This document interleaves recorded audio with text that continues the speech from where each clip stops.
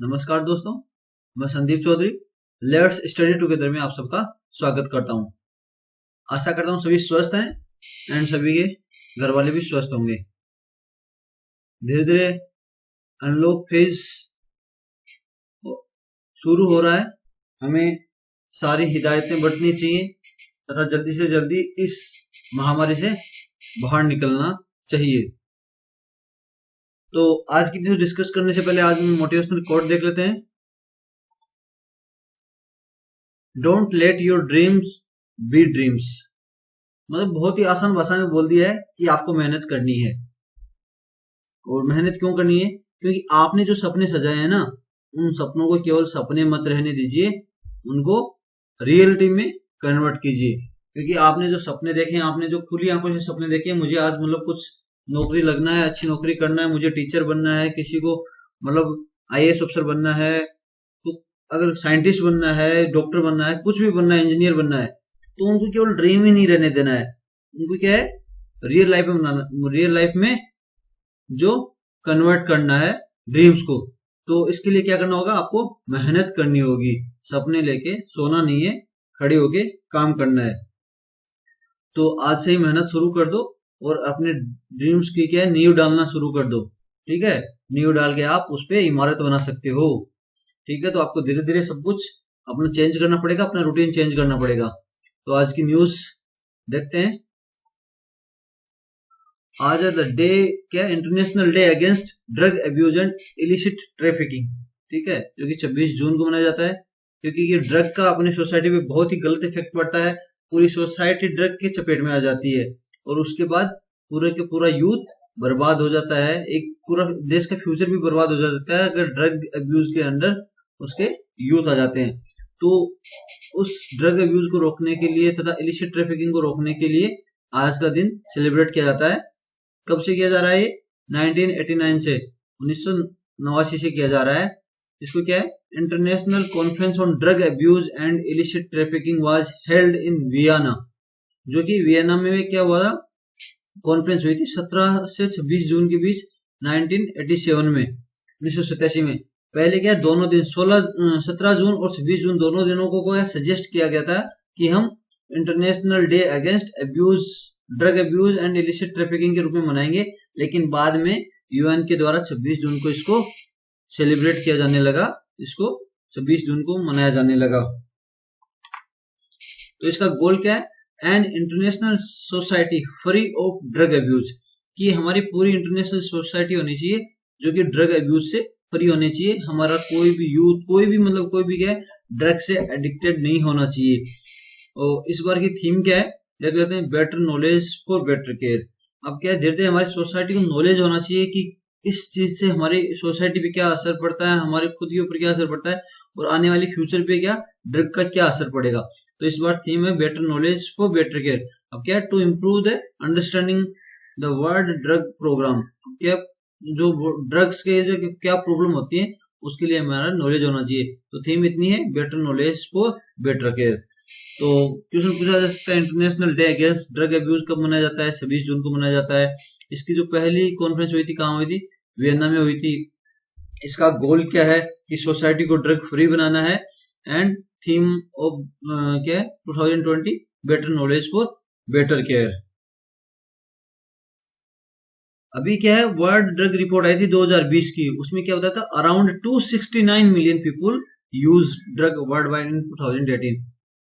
269 million लोगों ने क्या है, ड्रग यूज करते हैं पूरे संसार में। 2018 में ये रिपोर्ट आई थी। और उनमें से भी क्या 35 मिलियन क्या है, ड्रग यूज डिसऑर्डर है। मतलब अगर उनको ड्रग नहीं मिलेगा, उनको अगर नशा नहीं मिलेगा तो वो काम भी नहीं कर पाएंगे, उनकी जिंदगी भी हालत खराब हो गई है। ये एक तरह का डिसऑर्डर है।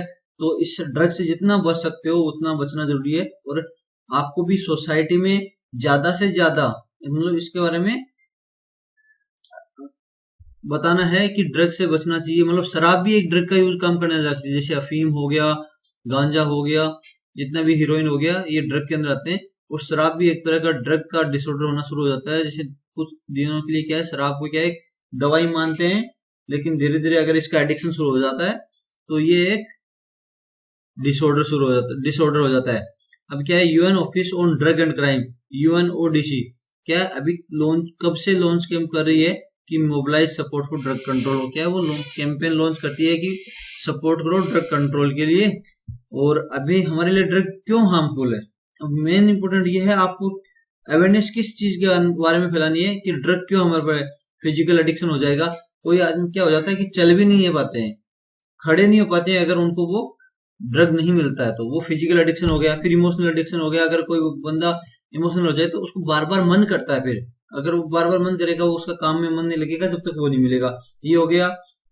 अब इनएक्सपेंसिव क्या है, हैबिट हो गई, क्योंकि ड्रग होती है बहुत महंगी होती है और वो आप लास्ट में आपको जाके खोखला बना देगी, तो परिवार को सब कुछ मतलब आपकी संपत्ति वगैरह सब कुछ नष्ट कर देगी। तो ये इनएक्सपेंसिव हैबिट है, डिस्ट्रॉय योर हेल्थ, तो आपकी हेल्थ को डिस्ट्रॉय कर ही देगा।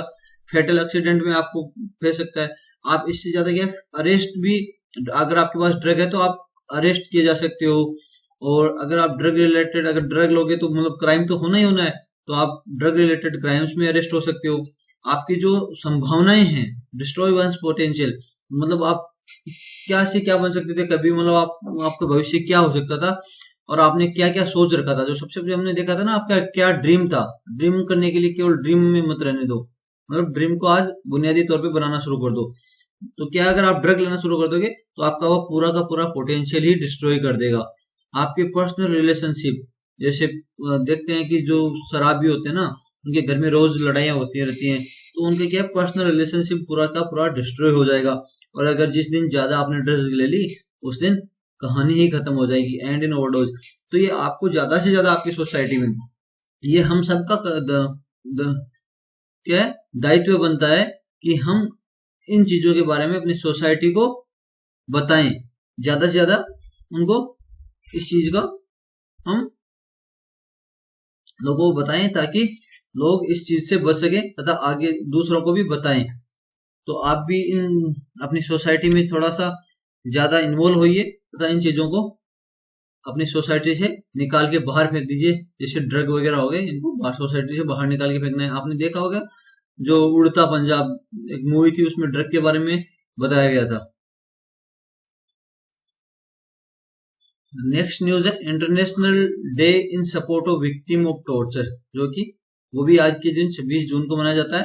अब टॉर्चर तो आप जानते हो, किसी को मतलब अच्छी तरह मतलब पकड़ के काम करवाना, वो भी एक टॉर्चर का रूप हो गया अलग। उसको किसी को मारना पीटना, टॉर्चर के मतलब बहुत सारे के रूप है।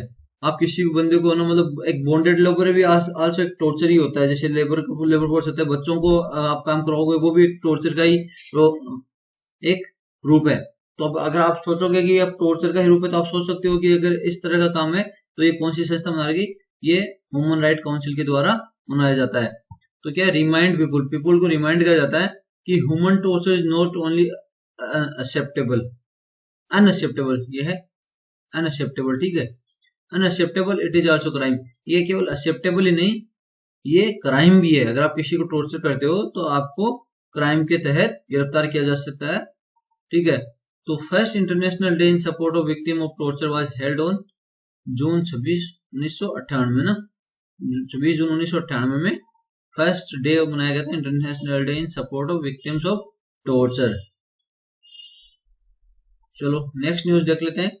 अब क्या है, Pakistan to remain an FATF grey list, Pakistan को क्या FATF की ग्रे लिस्ट में रखा जाएगा। अब FATF क्या है, फाइनेंशियल एक्शन टास्क फोर्स, तो ये भी बताऊंगा आगे कि अब डिसीजन कब लिया गया। इसका क्या है, third and final plenary session था जो कि वर्चुअली हेल्ड किया गया था ड्यू टू कोविड-19। उसके अंदर बताया गया था कि पाकिस्तान को अभी ग्रे लिस्ट में रखा जाएगा। अब क्या है कि भाई साहब सेशन भी हेड किसके किया गया, पिताजी के द्वारा इनके। पिताजी तो इंडिया है लेकिन क्या है मानते तो इन्हीं को है।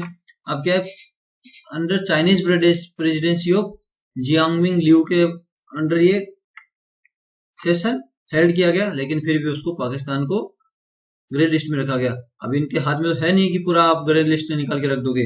अब कुछ किए हमारे इनके किए धरे हुए हैं, उनकी वजह से ये ग्रे लिस्ट में है। तो आपको बता देता हूं कि अब पाकिस्तान की ग्रे लिस्ट में रखने से क्या होगा, आप बता देता हूं आपको।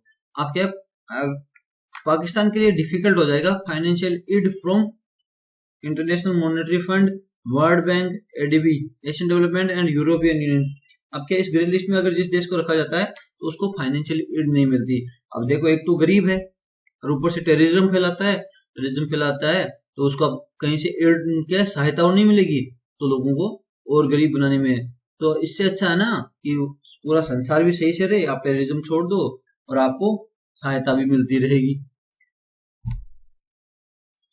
अब क्या है, और पाकिस्तान अगर एफएटीएफ की डायरेक्टिव को कंप्लाई नहीं करता है, जो अक्टूबर में नेक्स्ट सेशन होने वाला है इसका, उसमें तो ये ग्लोबल बॉडी क्या कर सकती है, पाकिस्तान को ब्लैक लिस्ट में डाल सकती है, नॉर्थ कोरिया ईरान के साथ। अभी क्या, नॉर्थ कोरिया और ईरान ही ग्रे लिस्ट में है।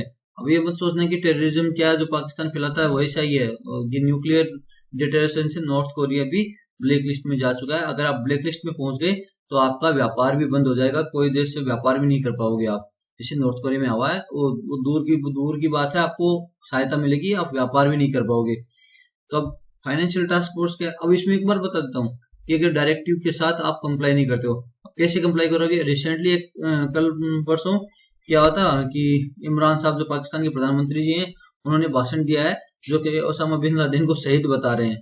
तो आप देखो इनके काम भी कैसे हैं, ओसामा बिन लादेन को शहीद बता रहे हैं, और इनके खुद के पाकिस्तान के लोग ही इनके अपोज में खड़े हैं। वो अपोज में खड़े होने भाई, अगर वो शहीद थोड़ी था। तो आप बताओ किस तरह वो टेररिज्म को सपोर्ट कर रहे हैं। एक देश का प्रधानमंत्री जो वर्ल्ड ट्रेड सेंटर पे हमले के जो जिम्मेदार आदमी था, ओसामा बिन लादेन को शहीद बता रहा है, तो मुझे तो नहीं लग रहा है एफएटीएफ के डायरेक्टिव को कंप्लाई करेगा किसी तरह से। ठीक है, अब एफएटीएफ है क्या, financial action task force is an intergovernmental organisation है, जो कि 1989 में फाउंड किया गया था, जो कि इनिशिएटिव ऑफ G7 जो डेवलपिंग पॉलिसी कंट्रीज है उनके द्वारा to develop policies to combat money laundering. जो क्या मनी लॉन्ड्रिंग है ना, उनको सबसे पहले क्या, उससे क्या बचने के लिए इसको डेवलप किया गया था। क्या मनी लॉन्ड्रिंग होती है तो क्या होता है कि बहुत बड़ा जो टैक्स होता है ना, उससे बचा जा सकता है। लेकिन बाद में धीरे धीरे क्या किया गया कि 2001 में क्या इसको एक्सपेंड कर दिया गया, और टेररिज्म फाइनेंसिंग के अंडर भी इसको मैंडेट को लाया गया। ठीक है, तो टेररिज्म फाइनेंस कब लेके गया गया, 2001 में। इसका हेडक्वार्टर कहाँ है, पेरिस फ्रांस में है। ठीक है, तो आप याद रख लेना कि ग्रे लिस्ट से क्या पाकिस्तान पे इफेक्ट हो सकता है, फाइनेंशियल एंड अभी ब्लैक लिस्ट में कौन कौन से, अगर ब्लैक लिस्ट में पाकिस्तान आ गया तो उस पर क्या इफेक्ट हो सकता है, एंड टेररिज्म को रोकना किस हद तक सही है पाकिस्तान के लिए, वरना वो और से और गरीब होता चला जाएगा, अभी भी महंगाई बहुत है। नेक्स्ट, डिफेंस कॉन्क्लेव 2020 इनोग्रेट किया गया था गुजरात में। तो पहली न्यूज जो होगी, डिफेंस कॉन्क्लेव 2020 कहाँ इनक्लेव हुआ, गुजरात में हुआ था बाई रक्षा राज्य मंत्री के द्वारा। अब क्या, किसके द्वारा क्या, कॉन्फेडरेशन क्या, jointly organise by confederation of Indian industries Gujarat. ठीक है, confederation of Indian industries Gujarat and society of Indian defence manufacturers के द्वारा किया गया था। अब मेन मोटिव क्या है, strong defence capabilities would help nation in safeguarding the prosperity. अगर हमारे पास अच्छी तरह डिफेंस कैपेबिलिटीज होंगी, और वो भी हमारे ही देश में बनाई हुई चीजें होंगी, तो हमारे देश की प्रॉस्पेरिटी को सेफ गार्ड करेगा। और अभी क्या है कि इससे क्या होगा कि जो स्किल्ड जॉब है वो भी क्रिएट होंगे। तो आप सोचो कि हमें देश अगर ऐसी जो बार बार कॉन्क्लेव होते रहेंगे जिसमें कुछ निकल के बाहर आउटकम रहेगा, तो हमें दूसरे देशों पे कम डिपेंडेंट होना पड़ेगा। ठीक है, नेक्स्ट न्यूज है इंटरनेशनल बिजनेस मशीन। ठीक है, with ministry of skill development and entrepreneurship launch skill build reignite. ये याद रख लेना, स्किल बिल्ड रिग्नाइट किसके द्वारा लॉन्च किया गया था, international business machine and ministry of skill development के द्वारा मिलके ये लॉन्च किया गया। अब इसका ऑब्जेक्टिव क्या, provide entrepreneurs and job seekers, जो एंटरप्रेन्योर्स उद्यमी हो गई एंड जो जॉब खोज रहे हैं ना, उनको क्या फ्री कोर्स डिजिटली प्रोवाइड करेगा। ठीक है, कोर्स जो स्किल के लिए है। तो स्किल बिल्ड इग्नाइट एक तो किसके द्वारा और क्या काम कर रहा है, ये क्या इसका ऑब्जेक्टिव है। एंड आज की लास्ट न्यूज है, China has completed the launch of final satellite in Beidou satellite system. ये बेइदेउ सैटेलाइट सिस्टम है चाइना का, उसका फाइनल स्टेज उसने लॉन्च कर दिया गया।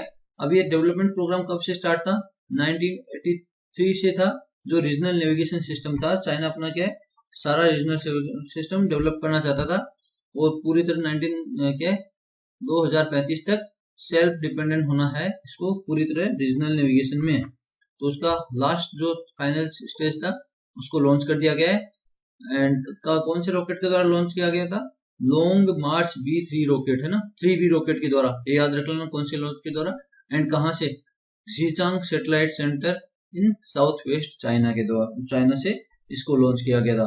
तो एक बार आज न्यूज फिर से देख लेते हैं क्या क्या न्यूज था। सबसे पहले तो international day against drug abuse and illicit trafficking 26 जून को मनाया जाता है, और इसकी थीम थी better knowledge for better care.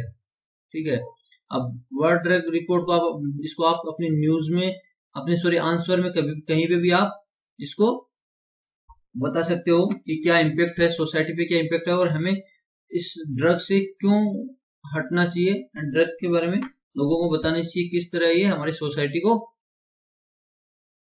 Effect करता है।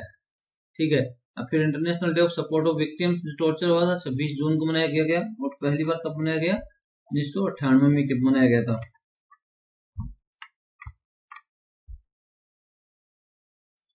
फिर देखा पाकिस्तान को ग्रे लिस्ट में रखा गया था FATF के द्वारा। अब ग्रे लिस्ट क्या है, इसके क्या इम्पैक्ट होता है, अगर पाकिस्तान को ब्लैक लिस्ट में रख दिया जाएगा तो इसके क्या इम्पैक्ट होते हैं, तो ये आंसर राइटिंग में काम आएगा। ठीक है, और फाइनेंशियल एक्शन टास्क फोर्स क्या क्या है? इंटर गवर्नमेंट ऑर्गेनाइजेशन है जो 1989 में फाउंड की गई थी G7 डेवलपिंग कंट्रीज के द्वारा, और 2001 में इसके मैंडेट को एक्सपेंड किया था, जो कि टेररिज्म फाइनेंसिंग को भी इंक्लूड करता है। डिफेंस कॉन्क्लेव गुजरात में हुई हेल्ड, और इसका क्या किसके द्वारा की ऑर्गेनाइज की गई? Conference of Indian industries Gujarat and society of Indian defence manufacturers हुआ था। नेक्स्ट है जो स्किल बिल्ड इग्नाइट किसके द्वारा लॉन्च की गई? इंटरनेशनल बिजनेस मशीन और with ministry of skill development का ऑब्जेक्टिव क्या? Provide entrepreneurs and job seekers access to free course digitally हो गया। चाइना ने क्या है अपना लॉन्च फाइनल स्टेज लॉन्च कर दिया गया है रीजनल नेविगेशन सिस्टम का, जो कि वेवदेव सैटेलाइट सिस्टम है, और जो लॉन्ग मार्च 3B रॉकेट के द्वारा लॉन्च किया गया था अपने साउथ वेस्ट जो लॉन्च सेंटर था जीचांग सैटेलाइट सेंटर। आप इसका PDF पा सकते हैं skbinsu.blogspot.com से, जो कि मैं थोड़ी देर में बाद में इसको प्रोवाइड करा दूंगा। एंड अगर आपको वीडियो अच्छा लगे हो तो लाइक शेयर एंड सब्सक्राइब करना मत भूलिएगा। अगर वीडियो अच्छा नहीं लगे तो आप कमेंट बॉक्स में सजेशन दीजिए ताकि मैं वीडियो में और सुधार ला सकूं। जय हिंद, जय भारत।